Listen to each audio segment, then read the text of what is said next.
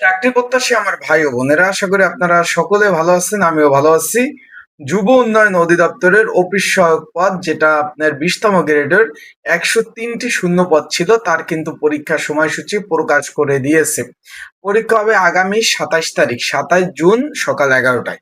এখন এখানে কয় ধাপে পরীক্ষা অনুষ্ঠিত হবে অনেকে জানতে চেয়েছেন। এখানে কি লিখিত, এমসিকিউ, লিখিত মৌখিক পরীক্ষা হবে, না সরাসরি লিখিত বা মৌখিক হবে, না সরাসরি এমসিকিউর পর মৌখিক হবে, না সরাসরি মৌখিক হবে? এখন এই ধরনের কয় ধাপের পরীক্ষা অনুষ্ঠিত হবে অনেকে জানতে চেয়েছেন।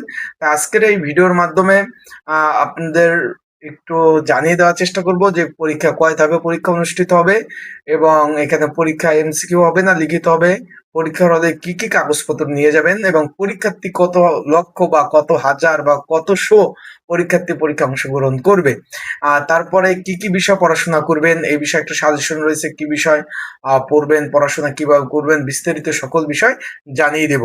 এবং পরীক্ষার হলে গুরুত্বপূর্ণ কি কি নথিপত্র বা কাগজপত্র কি কি দরকার পরীক্ষা দেওয়ার জন্য, যেহেতু দূর দূর থেকে বিভিন্ন জেলা থেকে আপনারা পরীক্ষা দিতে যাবেন, এটা কিন্তু জানা জরুরি। তাই এইটাই আজকে জানিয়ে দেওয়ার চেষ্টা করব। তাই চলুন ভিডিওটা শুরু করে দেই। এটা কিন্তু সরকারি চাকরি এবং রাজস্ব খাতভুক্ত। তার আগে বলে দেই, আপনারা যারা আমার ইউটিউব চ্যানেলে নতুন, তারা অবশ্যই আমার ইউটিউব চ্যানেলটা সাবস্ক্রাইব করে রাখবেন, আর লাইক বাটনটা ক্লিক করে রাখবেন, এবং আপনাদের যে কোনো বিষয় যদি জানা থাকে, যে কোনো প্রয়োজন বা যে কোনো বিষয় যদি জানা থাকে, কমেন্টস করতে পারেন বা আমার হোয়াটসঅ্যাপ নাম্বারে যোগাযোগ করতে পারেন। এখন এখানে পরীক্ষাটা ধাপ হবে 2 ধাপ। বিষয়টা বুঝছেন? প্রথম হবে এমসিকিউ পরীক্ষা, তারপর হবে মৌখিক পরীক্ষা, তারপর চাকরি। ক্লিয়ার কাট কথা? বিষয়টা বুঝতে পারছেন যে পরীক্ষা কয় ধাপ হবে? পরীক্ষা হবে, বিষয়টা বুঝতে পারছেন? পরীক্ষাটা হবে 2 ধাপে। কারণ এখন বলবেন যে ভাই এডমিট কার্ডে লেখা লিখিত পরীক্ষা, এখানে ভাই 1,70,000 পরীক্ষার্থী পরীক্ষা অংশগ্রহণ করবে। কোনোভাবে কি সম্ভব 1,70,000 পরীক্ষার্থী লিখিত পরীক্ষা নেওয়ার জন্য? সাধারণ জ্ঞানে তো বোঝা যায়। পরীক্ষাটা এমসিকিউ অনুষ্ঠিত হবে, তারপরে মৌখিক পরীক্ষা।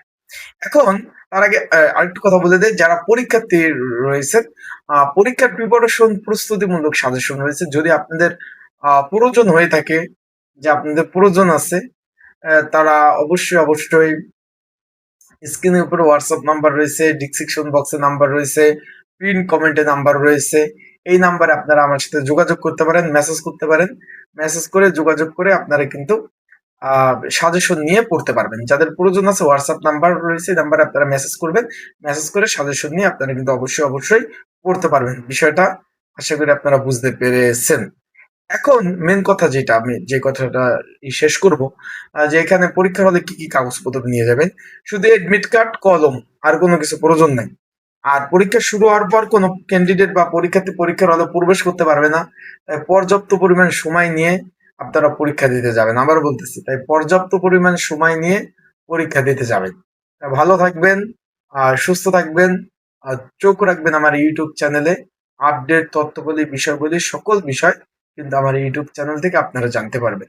আসসালামু আলাইকুম। যাদের সাজেশন লাগবে তারা অবশ্যই মেসেজ করবেন, যোগাযোগ করবেন।